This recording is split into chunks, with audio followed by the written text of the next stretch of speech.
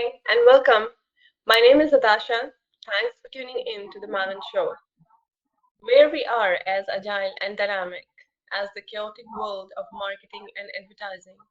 This week, we bring to you the madness that is digital marketing.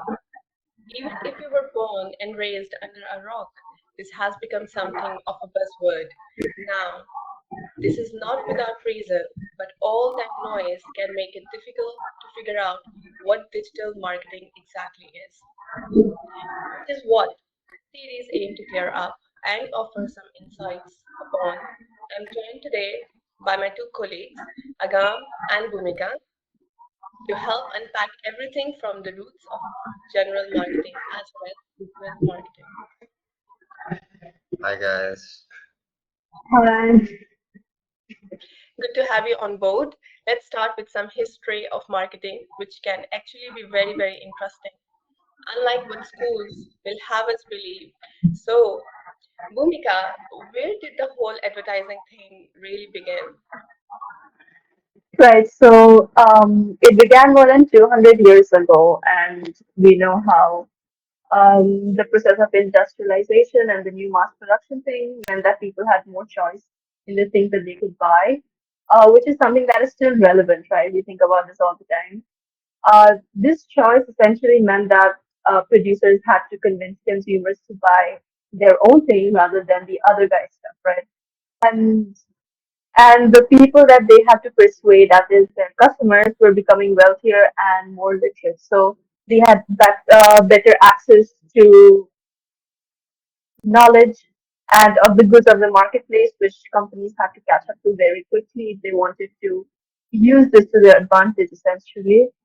And about 100 years after this began, another major innovation in the form of the internet sprang into the picture, which meant that companies again had to majorly up their game if they wanted to stay relevant and stand a chance against their competitors.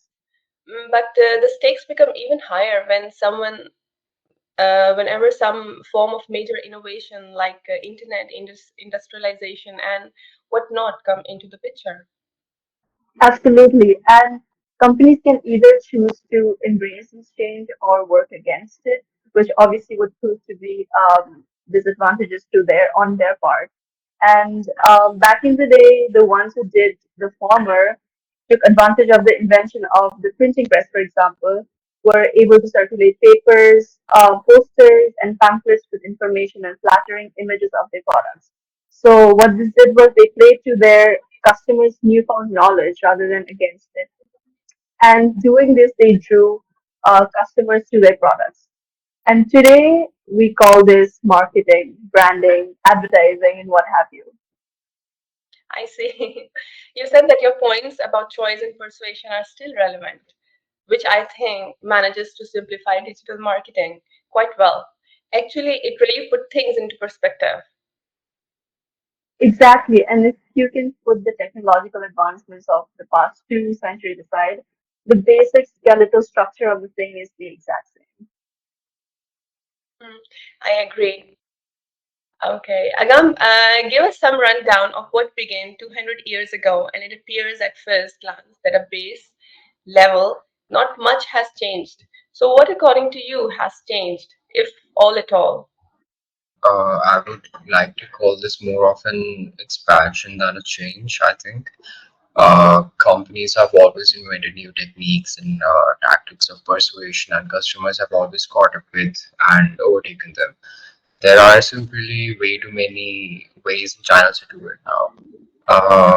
So consumers are always looking for the next best thing, which means speed is of the essence, and this is where digital marketing has been of a godsend.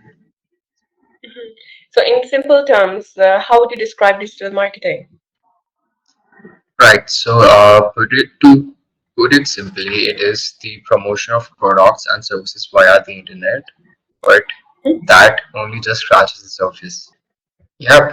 So this came about for the first time in the early 90s, which immediately makes me think of those poorly designed graphic AdWords, which were extremely innovative at the time, of course, but that stuff still makes me cringe a little when I think of them now.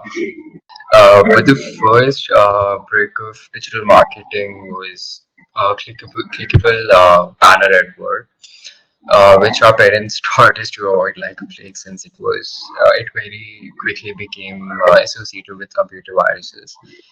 But the thing is, it did work for quite a while. It was picked up by other websites as it was low cost, attention grabbing, and could be shown to anybody on the planet. So, the favorable cost to benefit ratio of this form of marketing became evident immediately. And furthermore, search engines like Yahoo, Apache, Hotbot, Amazon, or Alexa and Google began popping up like cartoons.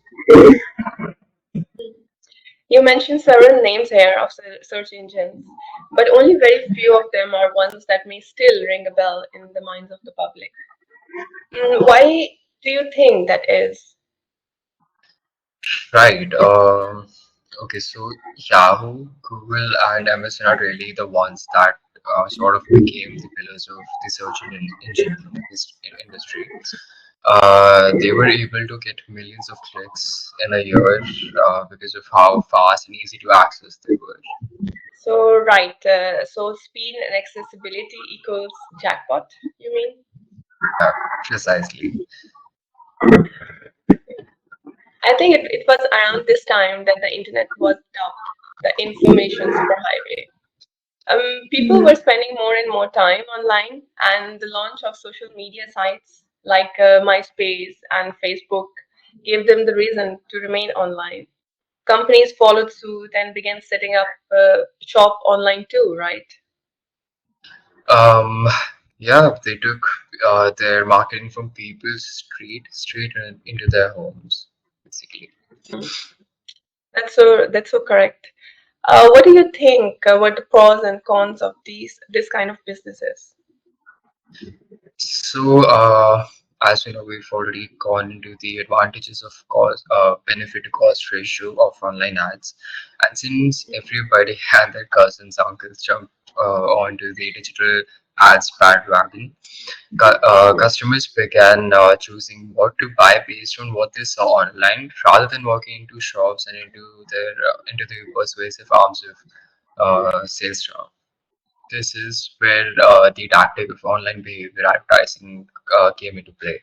Companies could now have spies that were given the unassuming name of cookies, and they tracked the online activities of customers. So things like their searches, what news articles they read, what they watch, etc., which helps companies sort of individual customers into demographics and predict what they'll do next and advertise them accordingly. So, unlike ads produced on TV and in magazines, these are designed to be looked at by individuals rather than large masses of people. And as useful as the tech is for sellers, I'm pretty sure it raises some very serious questions about privacy concerns for customers. Yeah, it surely does. And while companies do promise to keep customers' data protected, it believes, I mean, I believe that marketing can and should be done ethically and not at the expense of private data infringement or anything. Yeah, I completely agree. But one advantage of digital marketing I would like to mention here, and the overall digitization of buying and selling for consumers is that the feedback loop has gotten shorter. So if something works or doesn't work, or if they are facing problems, they can submit a review on social media or the company's website. This reciprocity isn't something that comes so easily in general marketing.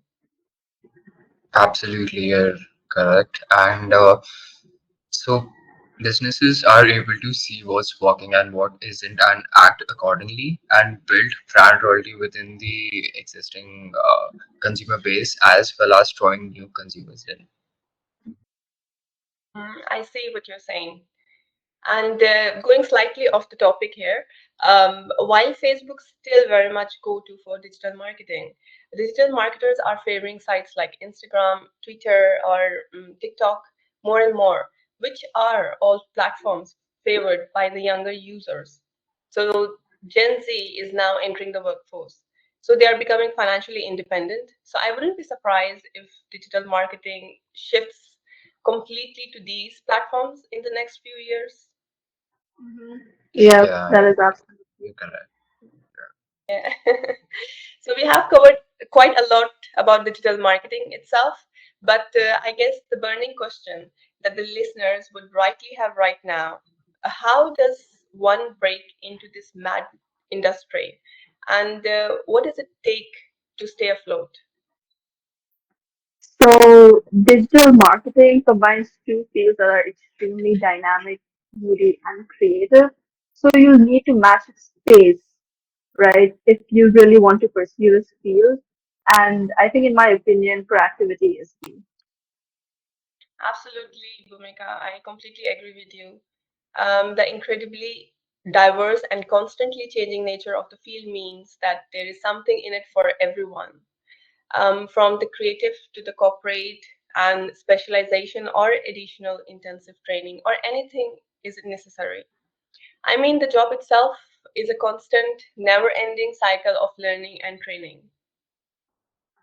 Yes, and the growing instability of several fields would mean that if you're specialized in something and you've poured all your blood, sweat, and tears into it, and that industry suddenly isn't doing well, you will be up the creek without a pedal, and as sadly has been the case for many people in the several years, which is really unfortunate.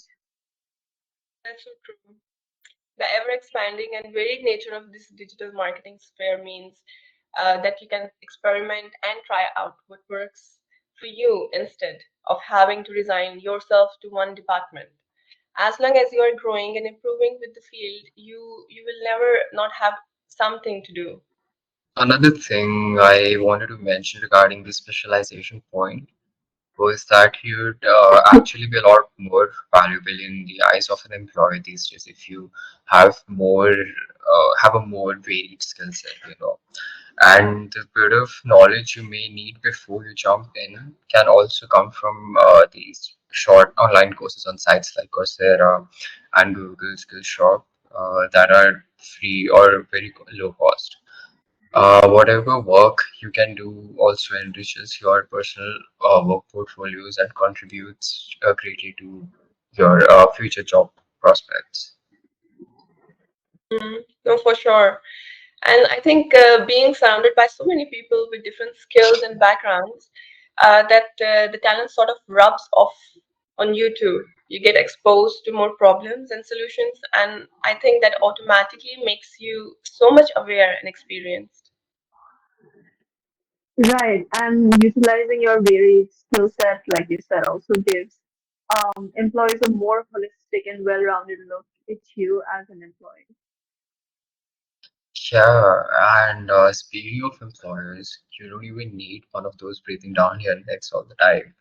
You can actually choose to work freelance and or work remotely. Yeah, there is a lot of flexibility and pros to the field.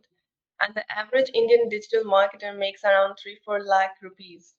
And given the versatility and ever growing nature of the field, as we both have explained, there are multiple opportunities for promotions, pay raises, and such.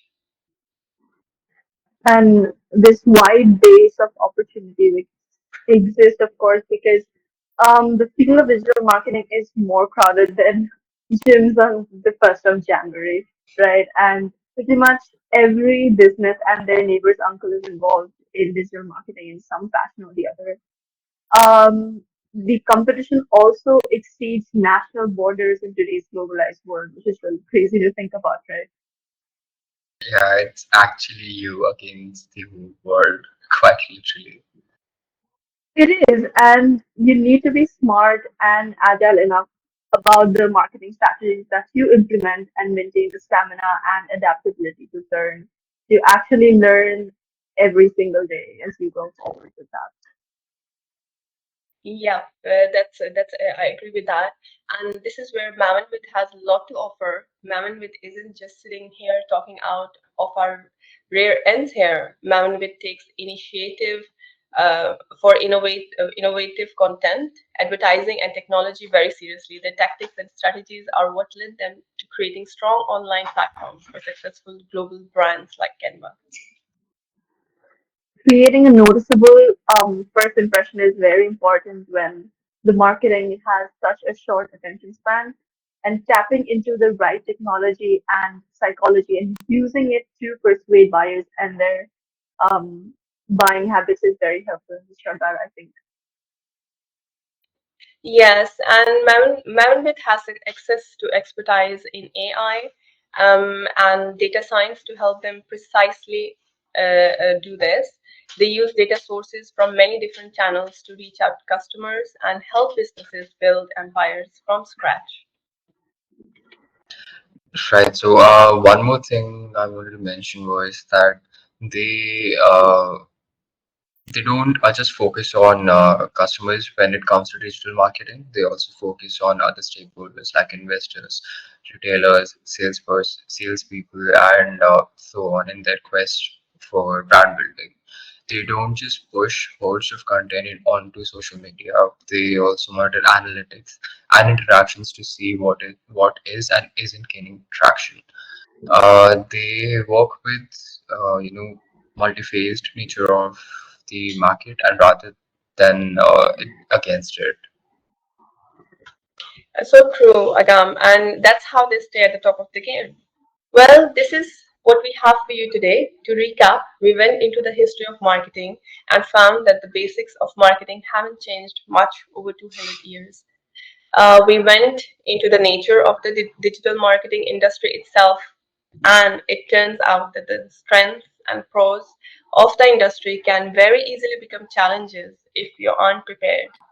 So, Agam and Bhumika, we could not have reached these valuable insights without the two of you. I want to thank you for giving us your time today. I want to thank our listeners too for giving us their valuable time. Your attention really means a lot to us. Take care for now.